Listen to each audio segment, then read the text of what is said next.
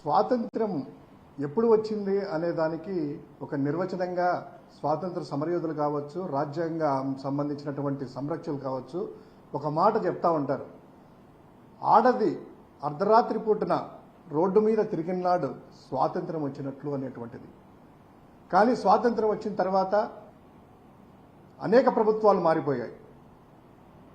కేంద్ర రాష్ట్ర ప్రభుత్వాలు ఎవరు కూడా మహిళలకు ఏదైనా మహిళా దినోత్సవం రోజో లేదా ఒక ఇన్సిడెంట్ జరిగిన రోజో ఒక హంగామా చేసేసి లేదా ఆ శిక్షలను వాళ్ళ దోషులను పట్టుకుని శిక్షలను విధించేసేసి అంతటితో వదిలేసేవాళ్ళు.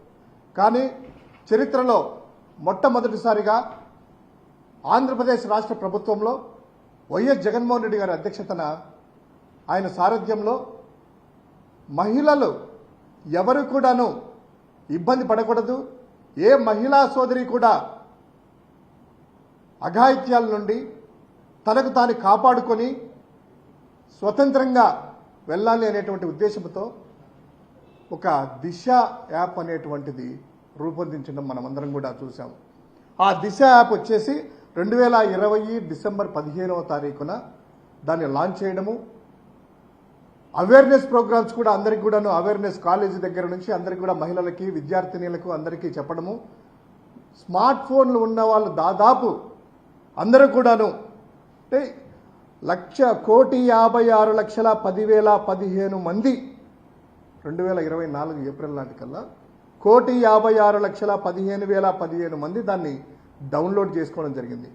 జస్ట్ ఒక యాప్ డౌన్లోడ్ చేయడమే కాకుండా దానిలో SOS బటన్, ఎవరైతే మహిళలు ఇబ్బంది పడతారో లేదా ఏదన్నా కూడాను అనుకోని సంఘటన ఎదురైనా తనకు తాను రక్షించుకోవడానికి ఒక SOS బటన్ అనేది అందులో ఉంటుంది. జస్ట్ క్లిక్ చేయడమో లేకపోతే ఎవరన్నా బలాత్కారంగా పట్టుకున్నా వాళ్ళని సంరక్షించుకునేటువంటి ప్రాసెస్లో ఇలా జస్ట్ షేక్ చేస్తే ఆ మొబైల్ అనేటువంటిది ఆ యాప్ నుంచి ఇమ్మీడియట్గా నియరెస్ట్ పోలీస్ స్టేషన్కి వెళ్ళడము, అక్కడి నుంచి నిమిషాల్లోనే ఆ స్పాట్కి చేరి వారిని సంరక్షించేటువంటి ఒక అద్భుతమైనటువంటి వ్యవస్థను తీసుకురావడం మనందరం కూడా చూసాం.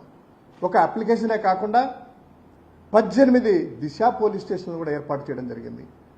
13 ఫోక్సో కోర్టులని, అదేవిధంగా 12 మహిళా కోర్టులని, 19 మందిని వీళ్ళకి సత్వర న్యాయం జరగాలనేటువంటి ఆలోచనతో స్పెషల్ పబ్లిక్ ప్రాసిక్యూటర్స్ని కూడా ఒక 19 మందిని రిక్రూట్ చేసేసి ఇమ్మీడియట్గా వారికి సత్వర న్యాయం చేకూర్చే విధంగా చేయడం జరిగింది. సో అదేవిధంగా అనేకమైనటువంటి ఫెసిలిటీస్, పెట్రోలింగ్ కోసం 900 టూ వీలర్స్ ఆ దిశకు సంబంధించిన మహిళలకైతే వాళ్ళకి 163 బొలోరో వెహికల్స్ని, 18 క్రైమ్ మేనేజ్మెంట్ వెహికల్ని ఇవన్నీ కూడా ఏర్పాటు చేయడం జరిగింది.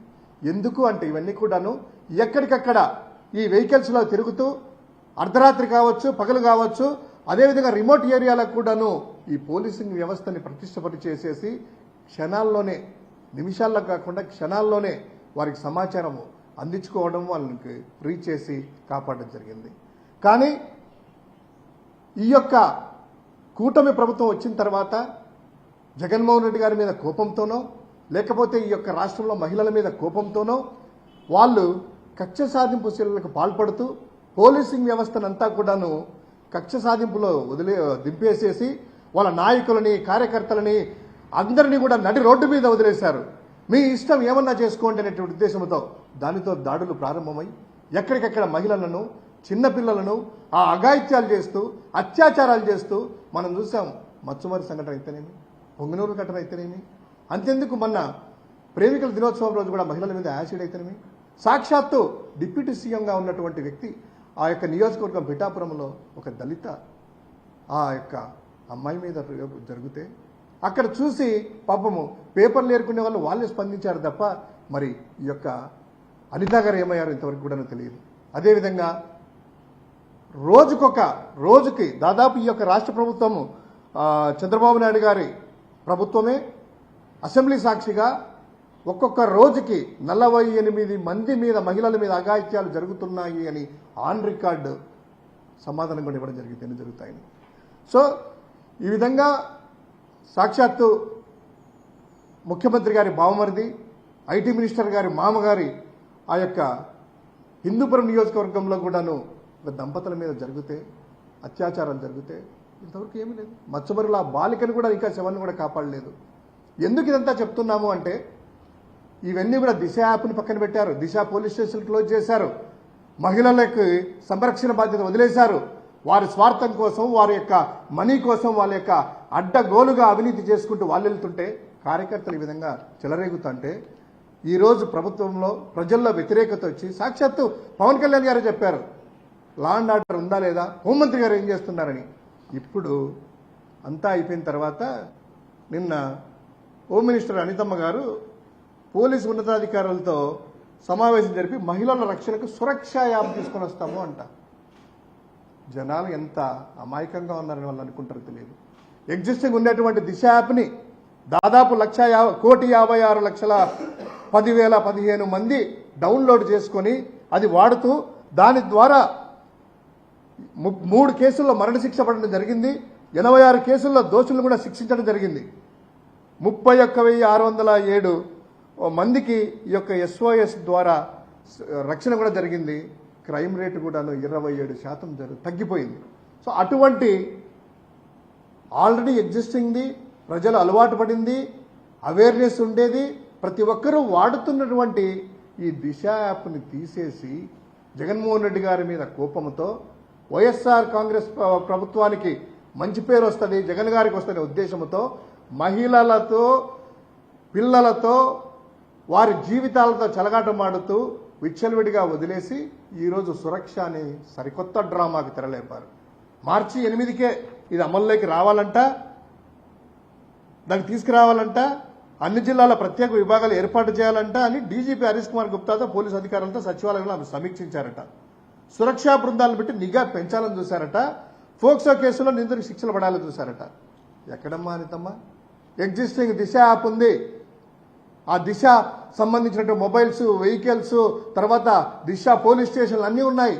ఇది ఏదో జగన్మోహన్ రెడ్డి గారి కోపంతో, ఆయన మీద కోపంతోనో, ఆ ప్రభుత్వం మీద కోపంతోనో మీరు ఆ మహిళలకి ఇప్పటికైనా కూడా కాస్త ఆలోచన చేసేసి ఆ దిశ యాప్ను వాడుకోండి.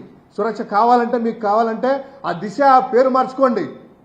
ఓ సురక్షనో, భరక్షనో, లేకపోతే ఇంకా మీ పేరో, మీ ముఖ్యమంత్రి గారి కుటుంబ సభ్యుల పేరులో ఎవరితోనే పెట్టుకోండి, మాకు అభ్యంతరం లేదు. కానీ మహిళలకి, వారి యొక్క కుటుంబాలని, వారి యొక్క ఆత్మగౌరవాన్ని కాపాడాలని కోరుకుంటున్నాము. ఇదే అనిత గారు ఈరోజు సురక్ష గురించి చెప్తున్నారు కదా, నారా లోకేష్తో కలిసి మీకు తెలిసే ఉంటుంది, ఆన్లైన్లో వీడియోలు కూడా ఉంటాయి యూట్యూబ్లో. దిశ యాప్ అనేటువంటి పేపర్లు తీసుకొని తగలబెట్టారు, రోడ్డు మీద తగలబెట్టారు. అటువంటి దిశ యాప్ని తగలబెట్టించేసి ఈరోజు పేరు మార్చి సురక్ష పేరుతో బయటకు వస్తున్నారు. ఏమనుకోవాలి వీళ్ళను? ఆ దిశ యాప్కి ఏదో జగన్మోహన్ రెడ్డి గారు కాదండి, ఇతర రాష్ట్రాలు కూడా మెచ్చుకొని సాక్షాత్తు భారత ప్రభుత్వము 19 అవార్డులు దీనికి దిశ యాప్కి, దిశ పోలీస్ స్టేషన్లకి, మహిళా సంరక్షణకు సంబంధించినటువంటి వాటిలో జగన్మోహన్ రెడ్డి గారి సర్కార్కి 19 జాతీయ అవార్డులు వచ్చాయి.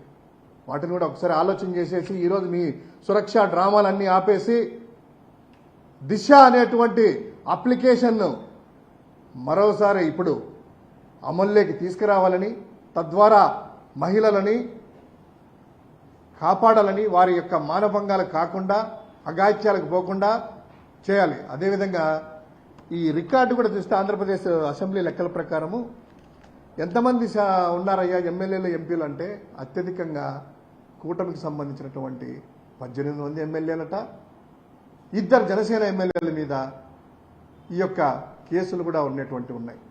సో మీరు ఎలా చేస్తే అలా జరుగుతూ ఉంటుంది. దయచేసి ఈ దిశని అమల్లోకి తీసుకురావాలని మరోసారి వైఎస్ఆర్ కాంగ్రెస్ పార్టీ డిమాండ్ చేస్తూ, కావాలంటే సురక్షనో లేకపోతే ఇంకొక పేరైనా పెట్టుకున్నా దిశ ద్వారా మహిళలకి ఆంధ్రప్రదేశ్ రాష్ట్రంలో వాళ్ళ యొక్క మానభంగాలను కాపాడాలని వైఎస్ఆర్ కాంగ్రెస్ పార్టీ డిమాండ్ చేస్తూ ఉంది.